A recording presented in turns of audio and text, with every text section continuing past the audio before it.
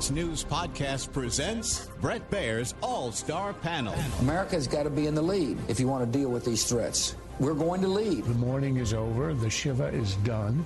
And if you're a conservative, you should be optimistic. You know, my main priority right now is making sure that it delivers for the American people. We have to make our country great again, and I will do that. I think the president gets criticized by people all the time for the stuff he says, by people who ignore what he does. Now, Fox's chief political anchor, Bret Baier. The big, beautiful bill, one step closer to arriving on President Trump's desk by its 4th of July deadline after Vice President JD Vance cast the tie-breaking 51-50 vote that narrowly got it over the line. On this vote, the yeas are 50, the nays are 50. The Senate being evenly divided, the Vice President votes in the affirmative. The bill as amended is passed. Now, as it heads back to the House for final consideration, Americans will watch to see whether House Republicans will accept the deep cuts made to their original legislation or make additional revisions.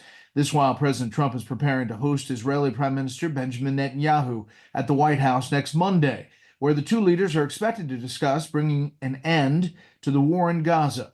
President Trump has expressed confidence that the meeting will be productive, telling reporters last Friday that he believes a ceasefire will be reached within next week. How close are you and your administration to a deal in terms of Gaza ceasefire right now?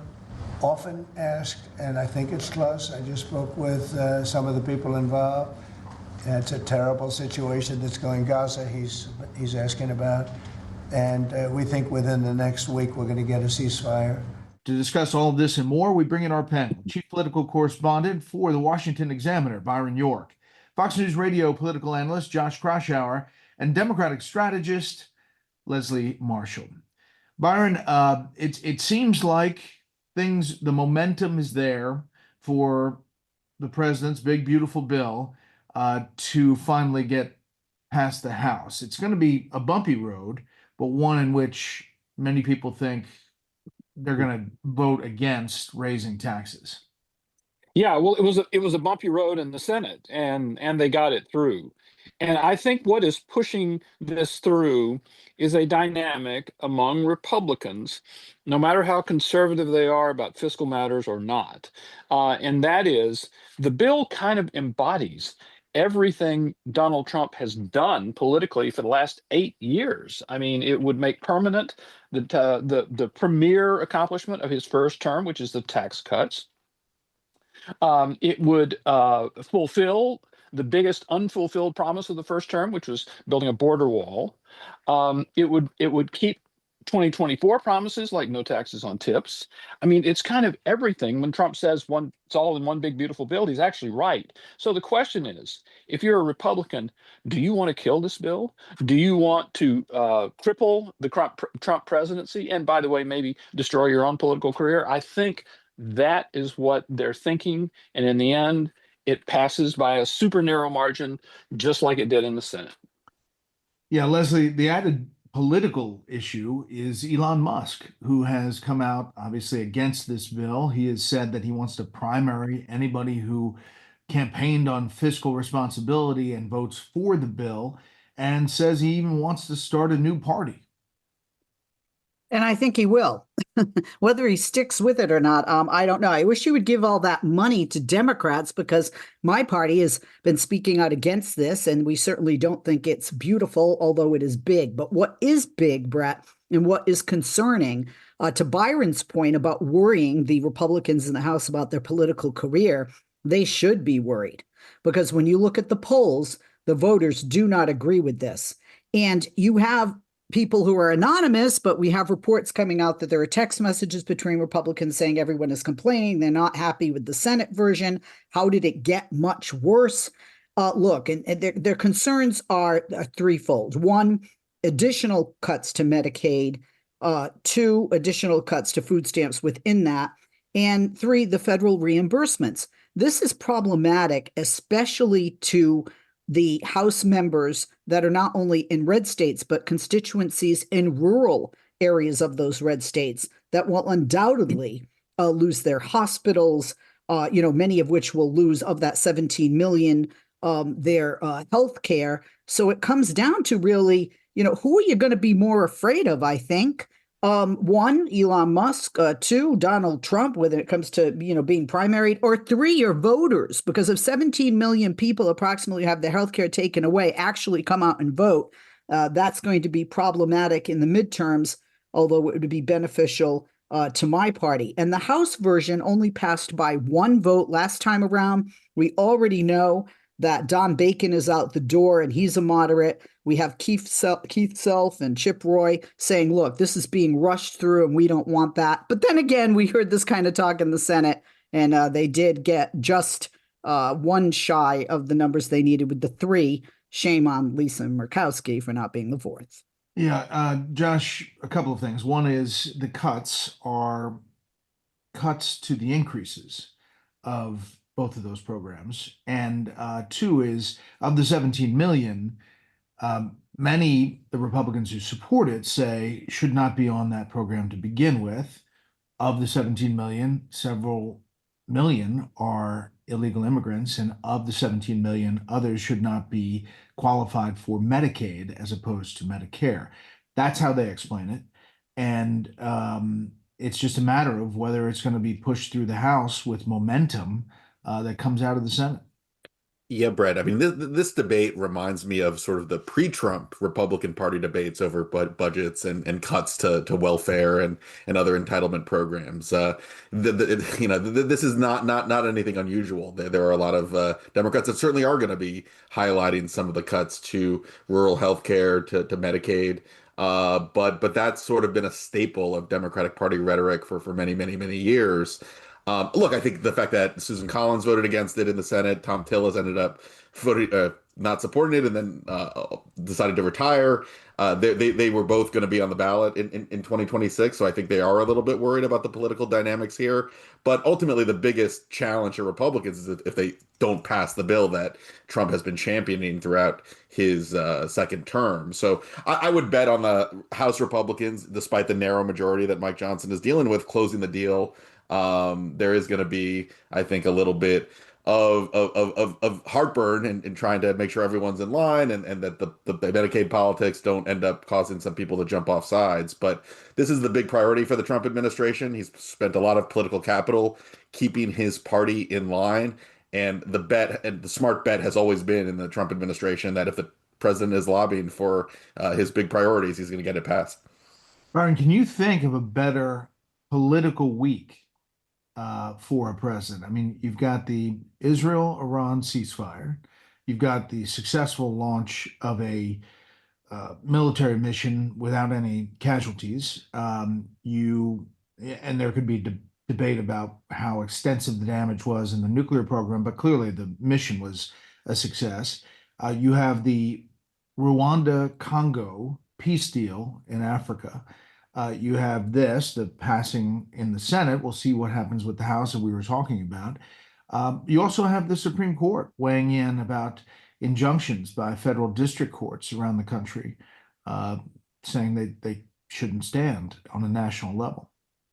And don't forget getting NATO to agree to pay a lot more for their own defense, which has been a Trump cause ever since the first year of his first term. It is hard. You remember back in Trump's first campaign, 2016, he would tell his supporters, "You're going to win so much, you're going to get tired of winning." He'll just say, "Oh, Mr. President, we're tired of winning." And of course, when Trump had bad spells, like when he was convicted of felonies, a lot of Democrats say, "Oh, are you tired of winning yet?" Well, this time he has actually won a lot, and I can't remember a better 10-day period than that any president has had. Now, does it work that way in the polls? No, some of these things have not polled overwhelmingly well, but certainly for the Republican Party, for the president's base, for his supporters, this is an extended, or it's a very intense 10-day winning streak. Panel, we'll hold it right there.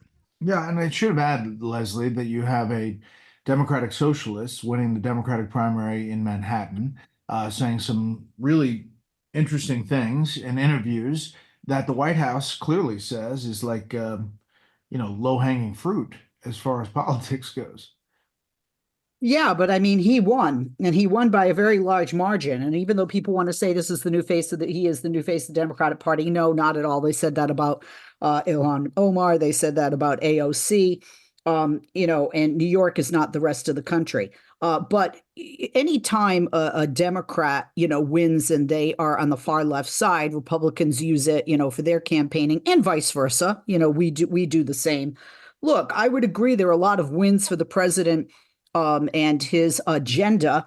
But the reality is, I agree with Byron when it comes to not just the polls, but when it comes to what does that do to people in special, elections or, pickup seat elections and the midterms that are around the corner, when I think most Americans don't know where Rwanda or Congo are on a map. Unlike me, I went to Rwanda and guerrilla trekking last year, but nice. and that's not a concern of the American people. And I'll tell you what is a concern is beyond the winning what happens. Is Iran really a one and done? People are afraid of sleeper cells. Like you said, Bret, there's still a debate how much damage was actually done. And even though Netanyahu is sitting down and we constantly hear ceasefire and we hear some kind of a deal, to end the wars aren't ending. Hamas says, hey, we're willing to free the hostages under anything that will end the war. Really? Well, Israel says, okay, disarm and dismantle. Hamas says, nope, we refuse to do that. We're not going to give up our arms. So this, I would agree with this situation even more so, Israel and Hamas, more so than Israel and Iran, the president's use of a four-letter word with regard to those two entities. So I would say it might be a win for a 10-day period, but what is the bigger picture, and will it be a win with the voters? Yeah. Josh, I think on my point about the Democrats is not that Mamdani is, the face of the Democratic Party. It just seems like that's where the energy is when you see Alexandria Ocasio-Cortez, also from New York, Bernie Sanders, getting big crowds, now a lot of attention on this guy who won the Democratic Party. I have Joe Crowley, former congressman from New York, who actually lost to AOC on the show tonight. And he basically says that Mamdani ran an authentic, direct-to-the-people campaign, and it worked. And he talked about issues that affect New Yorkers' daily lives, high cost of rent, stagnant wages. They disagree strongly on Israel, but he represents the entire city, and he's saying to be cautious, not to misread this result as a national mandate to tack hard to the left. New York, to Leslie's point, is not the rest of the country. But the message being that Democrats can't afford to ignore that voters are angry and frustrated, and you have to get to their local place where they feel like you're identifying with them. Donald Trump did that in the last national election. And the question is, are Democrats finding a voice, or is this kind of more hit and miss? Yeah, Brett. I think the question is, has the Democratic Party had a tipping point in the last 6 months as a reaction to Trump's policies? Because when you look at the results of the 2024 election, even in New York City, the city was actually moving a little bit to the right, and there was no sign that someone like a Mamdani could emerge, or even AOC would be getting the momentum in the aftermath of Trump's election. A lot of the talk about the party was it was trying to figure out a way to move to the middle because they knew a lot of its left-wing activist positions on transgender issues, on immigration, on Israel were way out of the mainstream politically. So Mamdani's election victory within the Democratic primary was a real shock to the system because it goes against the election results and everything we had seen in the run-up to that point. Look, I think Mamdani ran a very good campaign, and certainly compared to Andrew Cuomo, who basically barely showed up to campaign and was treating it like a fait accompli. But the problem is going to be, and the reason why Chuck Schumer and Kirsten Gillibrand and Governor Kathy Hochul and a lot of other leading Democrats in New York have not yet endorsed Mamdani's campaign is he's taken and embraced a whole lot of extreme positions on anti-Semitism, saying there was a video that was circulating from when he was in the state assembly calling for seizing the means of production of the economy. He wants to have state-run or city-run grocery stores, at least in each of the 5 boroughs of New York City. There are some positions that he's taken that I think are going to be very exotic to even pretty liberal New Yorkers, and that's ultimately going to be the biggest test on where the party ends up landing. Yeah. I mean, listen, they're just look at the shiny thing, Byron. I mean, I'm not for capitalism. I'm not sure New York City's ready for that one, but we'll see. We'll see. Thoughts on where that we head next on the next big challenge for the president? Well, the next big challenge is to win and keep winning in the courts for a number of things that he's done, many of them related to immigration, that have been stopped. He's obviously won this decision on nationwide injunctions, but that hasn't undone some of the court stops that he's had. So it seems to me that if you look back to 2017, Trump is first in office, Democrats are shocked by losing, and Russia becomes their vehicle for opposing Trump. Now, 2025, Democrats are shocked by losing to Trump. They basically settled on a court strategy, a litigation strategy, kind of adapting the lawfare that they perfected against Trump really in his time out of office to the whole Trump administration. So I think that is going to be the biggest challenge.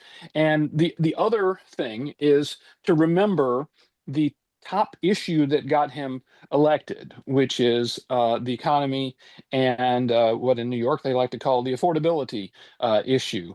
And that's an issue nationwide too. And Trump, gas prices are lower this 4th of July week. That's good. And that's always been the total centerpiece of Trump's platform on inflation. And he's mad at Jerome Powell like every single day. I think he wakes up thinking, I'm going to fire him today. And he's got to remember the top issue that got him elected and be seen by the voters as working on that. All right, panel. Thanks so much. Now for a bit of history. On July 1st, 1863, the Battle of Gettysburg began. Conflict was spurred when the Union and Confederate forces collided at Gettysburg, Pennsylvania. By noon, after the sound of gunfire had attracted additional units, the conflict was raging. After 3 days of intense fighting, Confederate General Robert E. Lee and his troops ultimately retreated to Virginia, marking a major victory for the Union and a turning point in the war. The cost of the battle was staggering. Roughly 7,000 soldiers were killed. Total casualties from both sides reached an estimated 51,000, making it the bloodiest battle of the American Civil War. That'll do it for this week. You can hear more of this series at foxnewspodcast.com or wherever you download podcasts. Make sure to leave a rating and a review. We want to hear from you. For Leslie, Josh, and Byron, I'm Bret Baier. We'll see you next time. Listen ad-free with a Fox News Podcast Plus subscription on Apple Podcasts, and Amazon Prime members can listen to this show ad-free on the Amazon Music app.